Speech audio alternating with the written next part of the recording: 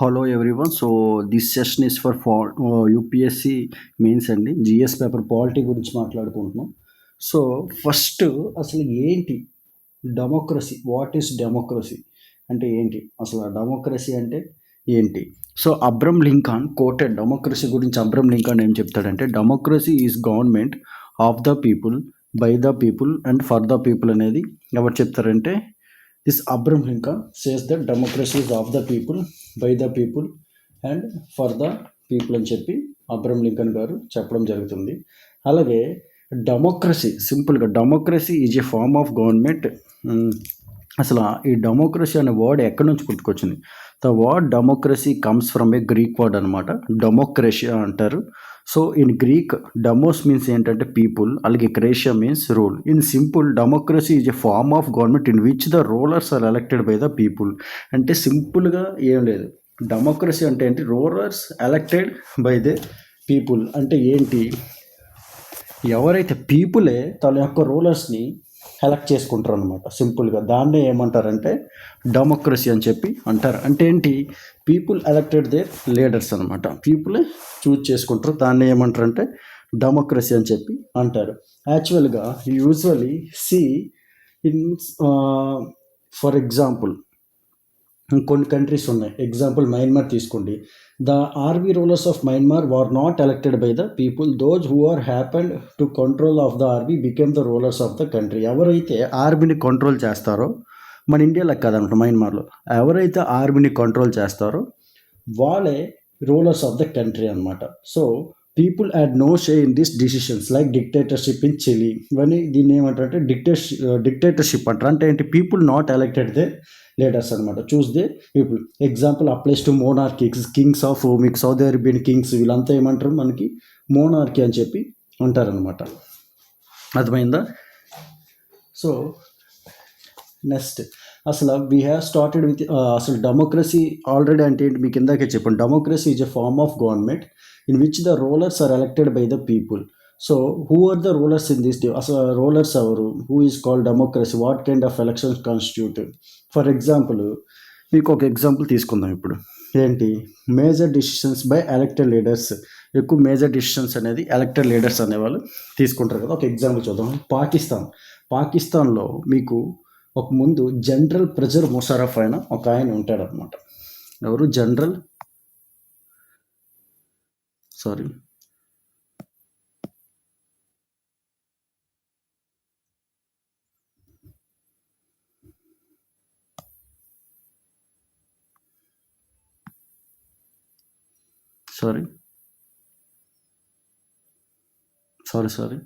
Wait. Okay, continue. Pervez Musharraf అయిన ఒక ఆయన ఉంటారనమాట.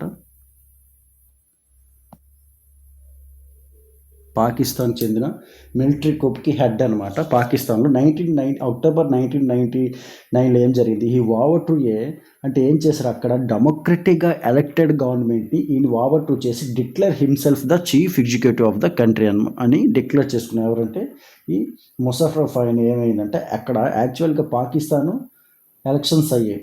ఆ పార్టీకి మెజారిటీ వచ్చినప్పటికీ ఈయన ఏం చేశారంటే ఆయనకి మామూలుగా కాకుండా నేనే chief executive of the country అని చెప్పి, ఆ తర్వాత ఏమైంది? డిజిగ్నేషన్ టు ప్రెసిడెంట్ అని చెప్పి, changed his designation to president అని చెప్పి, and in 2002 held a referendum in the country that granted him a 5-year extension. ఒక రిఫరెండమ్ కట్టి ఒక 5-year ఎక్స్టెన్షన్ అనేది గ్రాంటెడ్ చేయడం జరిగింది. సో పాకిస్తానీ మీడియా, అలాగే human rights organisation and democracy activities at the referendum was based on the malpractices and fraud. అంటే ఆ referendum అనేది ఎలా జరిగింది అంటే, ఎలక్టెడ్ గవర్నమెంట్ గెలిచినప్పటికీ ఆయన ఏం చేశాడు? ఆయన వావర్తో చూసి నేనే ప్రెసిడెంటు, నేనే హెడ్ అంతా అని చెప్పడం జరిగింది అనమాట. అయితే ఈ రిఫరెండంలో ఏమైంది? రిఫరెండంలో ఆయన మాల్ ప్రాక్టీసెస్, ఫ్రాడ్ చేశారని చెప్పి అందరూ కూడా అనడం జరిగింది.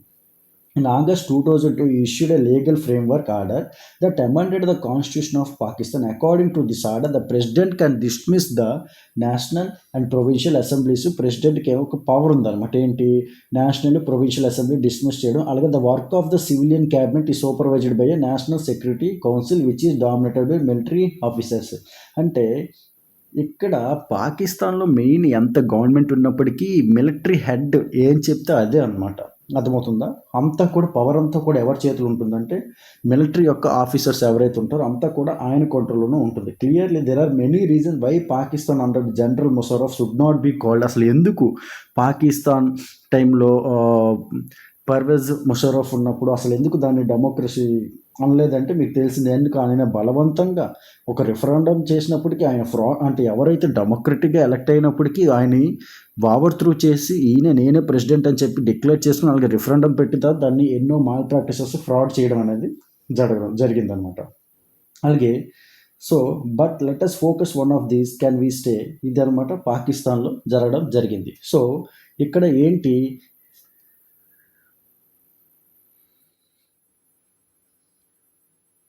సో అదనమాట. So they formally have an elected government. అంటే ఇక్కడ ఏమేమింది, సపోజ్ పాకిస్తాన్ ఎగ్జాంపుల్ చెప్పాను కదా, దాని నుంచి మీరు ఏ పాయింట్ తీసుకోవచ్చు. They formally have an elected parliament ఉంది అండ్ గవర్నమెంట్ రెండు ఎలక్ట్ అయ్యాయి. But the real power is with those who are not elected. Example Pervez Musharraf. అంటే ఏంటి, వాళ్ళు ఎలక్షన్స్లో ఎలక్ట్ అయ్యారు కానప్పటికీ వాళ్ళకి రియల్ పవర్ అనేది లేదు. ఎందుకు, ఎవరైతే ముషర్రఫ్ అదే మిలిటరీ హెడ్ ఉన్నారో ఆయనే I am the president head అని చెప్పారు. సో సింపుల్గా in a democracy the final decision making power must rest with those elected by the people. అంటే డెమోక్రసీలో ఫైనల్ డిసిషన్ అలాగే మేకింగ్ పవర్ అంతా కూడా ఎవరైతే ఎలక్ట్ చేస్తారో వాళ్ళ చేతిలో ఉండాలి అని చెప్పడం జరుగుతుంది అనమాట.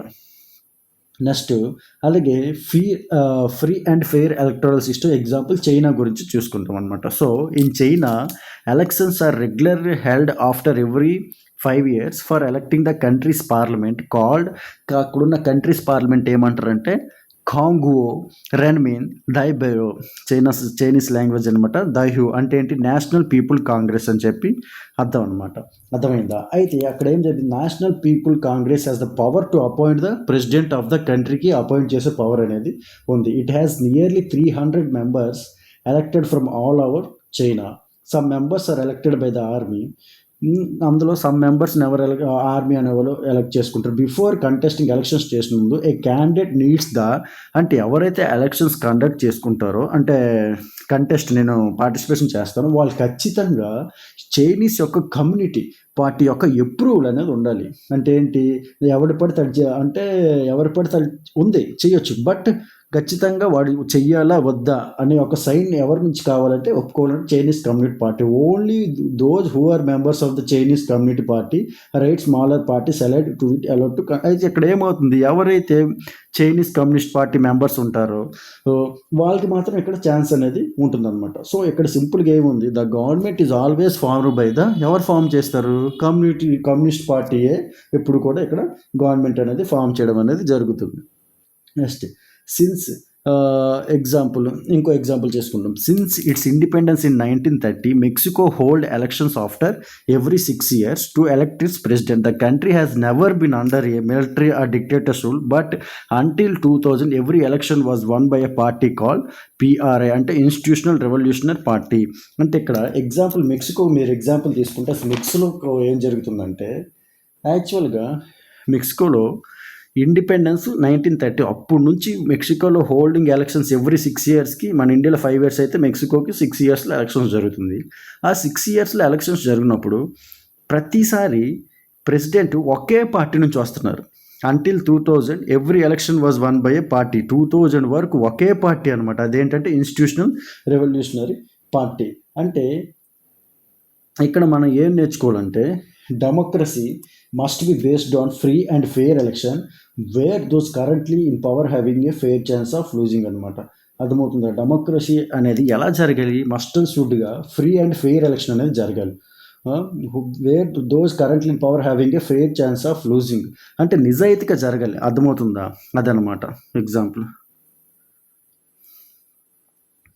ఓకేనా? నెక్స్ట్ అలాగే ఇంకొంచెం చూద్దాం. 1 person 1 vote అంటే ఓట్ వాల్యూ అనేది కూడా వెరీ వెరీ ఇంపార్టెంట్. మీరు చూస్తే అంటిల్ 2015 వరకు Saudi Arabia women did not have right to vote. అర్థమైంది? అంటే 2015 వరకు సౌదీ అరేబియా ఉమెన్కి అసలు రైట్ టు ఓట్ అసలు లేదే లేదు. 2015 నుంచి రావడం అనేది జరిగింది. ఓకేనా? నెక్స్ట్ అలాగే అదనమాట.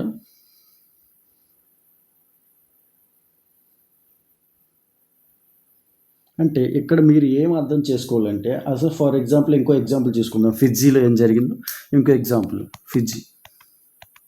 సో ఫిజ్జీలో ఏం జరిగింది, the electoral system is such that vote of an indigenous Fiji ఎవరైతే ఉంటారో has more value than of Indian Fijian. అంటే ఏంటి, ఇక్కడ మీకు ఏం చెప్పాను, 1 person 1 vote బట్ 1 వాల్యూ. కానీ ఇక్కడ అలా లేదు. ఇండియన్ యొక్క ఫిజ్జీకి ఓట్ వాల్యూ వేరేగా ఉంది, అలాగే ఇండిజినియస్ ఎవరైతే లోకల్ ఫిజ్జీ పీపుల్కి వేరేగా ఉందన్నమాట. అయితే ఇక్కడ మీరు అర్థం చేసుకోవాల్సింది, in a democracy each adult citizen must have 1 vote and each vote must have 1 value ఉండాలి. అంతేగాని మీకు ఒకలాగా మాకు ఒకలాగా అనుకోడు, ఒక ఓటు ఉండాలి. కాకపోతే ఆ ఓటు అనేది అందరికీ ఈక్వల్గా ఉండాలన్నమాట.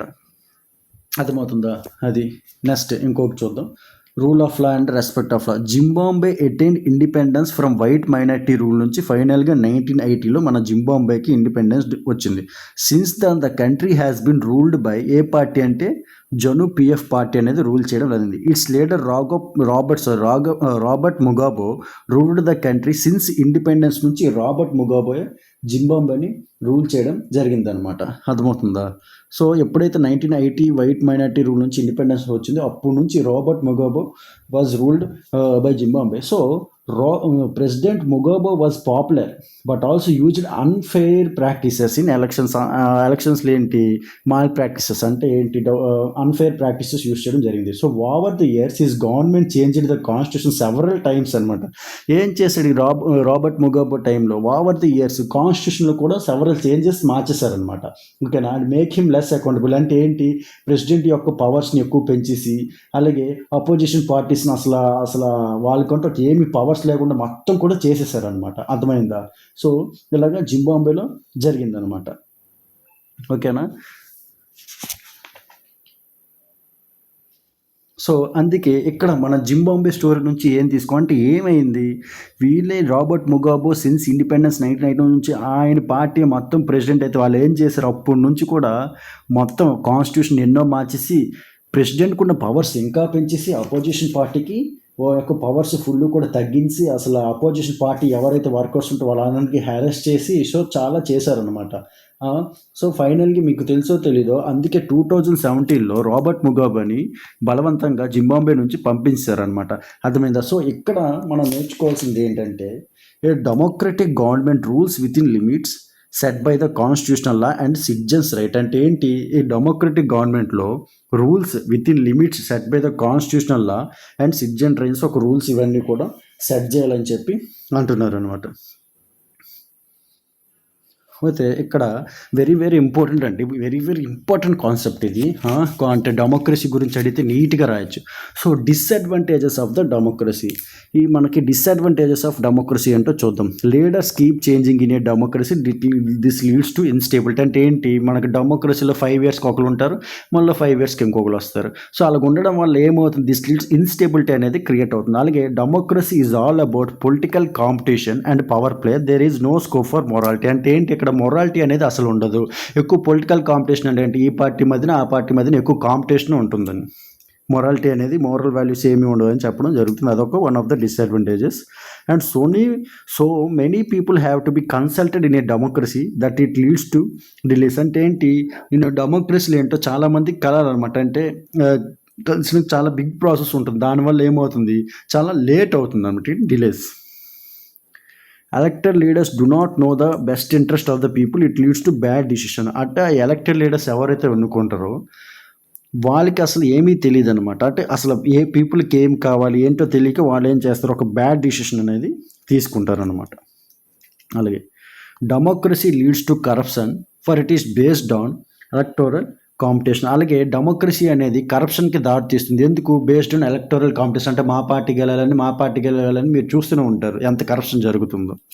అది ordinary people don't know what is good for them, they should not decide anything. Ordinary people అసలు వాళ్ళకి ఏమీ తెలియదు ఏ గుడ్ ఏంటో, వాళ్ళు అసలు డిసైడ్ చేయలేరు అని చెప్పి అంటున్నారు అనమాట. వాళ్ళకి తెలియక వాళ్ళు అసలు డిసైడ్ చేయలేరు అని చెప్పి ఇక్కడ చెప్పడం జరుగుతుంది. These are the disadvantages of democracy అనమాట. నెక్స్ట్, సో ఎక్కువ వన్ ఆఫ్ ద ఎగ్జాంపుల్ ఇప్పుడు చైనాస్ ఇచ్చారు, చూద్దాం. China's famine of 1958-61 with worst recorded famine in the world history. 3 crore people అంటే 3 కోట్ల జనాలు చనిపోయారు చైనా యొక్క ఫెమైన్ వల్ల. అంటే ఏంటి, 1958 to 1968. ఫెమైన్ అంటే ఏంటంటే క్రాప్స్ ఏమి పండగ, అసలు ఫుడ్ లేక చాలామంది చనిపోయారు. సో అప్పుడు ఒక కంపేర్ టు ఇండియా చేద్దాం. Compare to India during those days India's economic condition was not much. అసలు అప్పుడులో మన ఎకనామిక్ కండిషన్ చూస్తే చైనా కన్నా బాగా వరస్ట్ అనమాట. At India did not have a famine of kind China had. అయినప్పటికీ ఇండియాలో అట్లాంటి ఫెమైన్ అసలు రాలేదనమాట. అంటే కంపేర్ టు చైనా ఇండియా యొక్క ఎకానమీ చాలా అంత ఏం లేదు, అయినప్పటికీ అట్లాంటి ఫెమైన్ అసలు ఇండియాలో ఎప్పుడు కూడా లేదు. అందుకే ఇక్కడ సింపుల్గా ఏమని చెప్తున్నారంటే democratic government is a better government. మీకు ఆల్రెడీ చెప్పాను, China is a community form of government, is better government because it is a more accountable form of government. అంటే ఏంటి, ప్రజల పట్ల వీళ్ళ పట్ల చాలా బాధ్యతగా ఉంటారు, ఒక రెస్పాన్స్ కానీ ఏవైనా కూడా బాధ్యతగా ఉంటారు. అంటే ఎగ్జాంపుల్ మీకు ఎందుకు ఇక్కడ చెప్పాలంటే కంపేర్ టు అది కమ్యూనిటీ ఫార్మ్ ఆఫ్ గవర్నమెంట్ ఉండడం వల్ల సో అంత 3 crore పీపుల్ చనిపోయారంటే అంత ఆషామాష కాదు. అదే మన ఇండియా కంపేర్ టు చైనాకి అసలు ఇన్కమ్ చాలా తక్కువైనప్పటికీ మనకి అట్లాంటి ఫెమైన్ ఏమీ రాకుండా మనం చాలా జాగ్రత్తగా చూసుకున్నాం అని చెప్పి. సో అందుకే ఇక్కడ ఏమంటున్నారంటే democratic government is better government because it is a more accountable form of government అనమాట. అర్థమవుతుందా? అది. అలాగే ఇక్కడ డెమోక్రసీ గురించి కొన్ని పాయింట్స్ చూద్దాం. Democracy improves the quality of decision making. అంటే ఏంటి, డెమోక్రసీలో క్వాలిటీ ఆఫ్ డిసిషన్ మేకింగ్ అనేది బాగా ఉంటుంది compare to other forms of democracy. ఇక్కడ మనకి క్వాలిటీ ఫార్మ్ ఆఫ్ డెమోక్రసీ అనేది ఉంటుంది అనమాట. ఒక డిసిషన్ మేకింగ్లో చాలా క్వాలిటీ అనేది ఉంటుంది. Democracy provides a method to deal with differences and conflicts. ఒక డిఫరెన్సెస్ కాన్ఫ్లిక్ట్స్ మెథడ్ మనకి ఒక మెథడ్స్ అనేది కూడా ఈ డెమోక్రసీ అనేది ప్రొవైడ్ చేయడం జరుగుతుంది. అలాగే democracy enhance the dignity of citizens. అలాగే enhance the dignity of citizens కూడా పెంచుతుంది. అలాగే democracy is better than other forms of government because it allows us to correct it own mistakes. అంటే ఇక్కడ మళ్ళీ ఏం చెప్తున్నాం, compare to the other democracy is the better form of government. Why? Because మన యొక్క ఓన్ మిస్టేక్స్ ఏవైతే ఉంటాయో మనం అది సరిదిద్దుకుంటాం. అందుకే డెమోక్రసీ ఈజ్ ఏంటి, democracy is better than other forms of government because it allows to its has to correct its own mistakes అనమాట. అర్థమవుతుందా? అది. Next broader meaning of democracy. 1 minute అని.